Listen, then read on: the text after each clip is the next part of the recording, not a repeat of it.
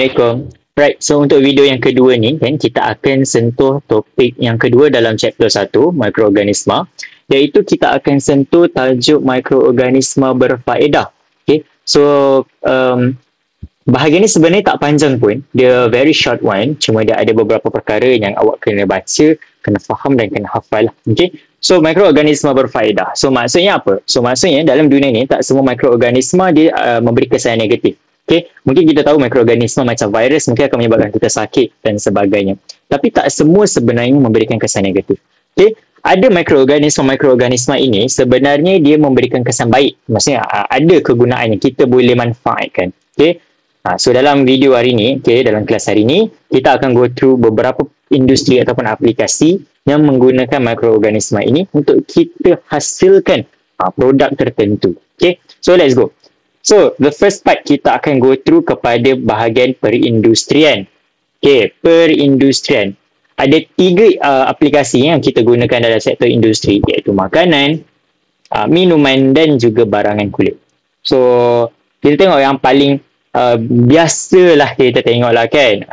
Kita ada apa? Kat sini kita ada makanan dan juga minuman.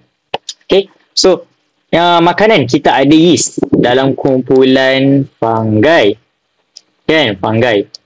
So, fungi ni ataupun yeast ni kita biasa guna. Kan, dia ada dalam donut, dia ada dalam roti, dia ada dalam pau. Senang cerita apa sahaja bahan yang awak makan, makanan yang awak makan yang dia bersifat macam roti, kan, dia kembang, okay, dia ada yeast. So, dia benefit lah tu kan, kebaikan. Kita gunakan yeast tu untuk naikkan roti, untuk kembangkan roti. Kan, kalau tidak, kalau kita tak tambah yeast, nanti roti kita akan jadi bantat dan keras lah. So, tak sedap lah nak makan kan. So, sebab itulah kita pakai yeast. Yang kedua, minuman, kita ada Lactobacillus bulgaricus yang kita gunakan ataupun yang ada dekat dalam minuman yogurt. So, Lactobacillus ni sebenarnya dia sangat common. Kita biasa je dengar sebenarnya. Tapi mungkin kita biasa dengar Lactobacillus shirotostring. Okay, iaitu Yakult.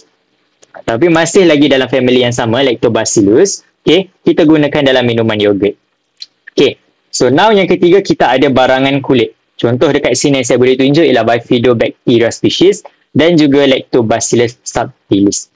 Fungsi dia apa? Fungsi dia kita nak satu-satu. Okay. Bifidobacteria, kalau tengok bentuk dia ni macam tulang lah kan. Macam tulang macam ni. Fungsi dia apa? Fungsi dia, dia akan tan-kan, akan gelapkan warna kulit haiwan yang kita lapah. Contohnya kan, contohnya kita nak buat handbag, kita pakai kulit lembu. Kita pakai kulit lembu, biasanya lepas lapah kulit lembu akan warna cerah. So, kita nak gelapkan sedikit warna tersebut. Kita nak tan-kan dia dalam bahasa Inggeris. Okay? So, kita akan gunakan Bifidobacteria. Kita campurkan dalam bahan kimia, kita bersihkan, wash off dia dan sebagainya. Okay? Dan kita ada juga Lactobacillus subtilis yang kita guna untuk singkirkan bulu-bulu yang ada pada kulit haiwan tadi. Sampailah kita tinggal kepada kulit sahaja. Dah tak ada bulu dah. Okay? So, kita pakai Lactobacillus subtilis. Okay? Seterusnya kita tengok dalam aplikasi pertanian. Yang pertama kita ada pencernaan haiwan. Biasanya kita nak bantu pencernaan haiwan untuk haiwan cerna makanan dengan lebih baik. Kita akan pakai juga Lactobacillus subtilis. Okay, kita akan pakai contohnya haiwan ternakan lah. Yang kedua kita ada bakteria penitritan. So before kita terangkan, kita tengok contoh bakteria penitritan, kita go through balik kita nitrogen. Okay, so kalau adik-adik semua ingat, kita nitrogen kan, nama pun kitar kan, and nitrogen. So maksudnya dia ialah proses guna balik nitrogen berulang-ulang kali. Tapi dia ada proses-proses dia lah. Okay, kita ada pengikatan hidrogen, nitrogen, ini kita ada penguraian, pendinitritan dan penitritan. So penitritan ni apa? Kalau kita tengok dekat dalam gambar raja ni, okay, penitritan ini dia sebenarnya ialah satu proses yang kita tukarkan amonia, okay, amonia ni ion amonia, okay, kepada ion nitrit dan juga ion nitrat. Okay, dia akan tukar jadi nitrit dulu, lepas tu baru dia akan tukar jadi nitrat. Okay, dan biasanya berlaku di dalam tanah lah, sebab dia ialah proses respirasi anaerobik. Maksudnya dia tak memerlukan oksigen lah. So dalam tanah tak ada oksigen. So dia berlaku proses penitritan. Dia akan tukarkan amonia yang masih dia ada dalam tanah, okay, melalui penguraian kan, haiwan-haiwan mati kan, dia akan tinggalkan amonia, akan berlaku proses penitritan. Dia akan tukarkan amonia kepada nitrit kepada nitrat. So kita ada Nitrobacter dan juga Nitrosomonas species. Nah, sekali kita ada perubatan. So widely used dalam bidang perubatan, okay, 3 benda ni kita ada vaksin, kita ada antibiotik dan kita juga ada hormon. Okay. So vaksin ni normal. Okay, kita biasa dengar vaksin COVID-19, vaksin rotavirus, vaksin poliovirus dan sebagainya. So saya tak nak sentuhnya ni sebab ini ada dalam buku teks rotavirus, salmonella dan juga polio. Tapi kita sentuh contoh COVID-19. So macam mana kita gunakan virus untuk hasilkan vaksin?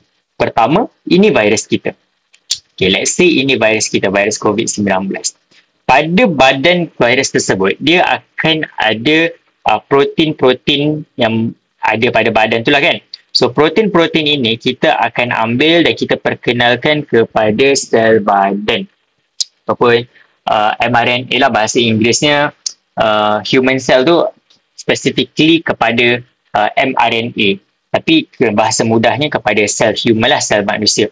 Okay. Bila masuk dalam sel manusia, bila ada virus masuk dalam sel manusia, okay, badan akan hasilkan antibody untuk melawan virus-virus tersebut.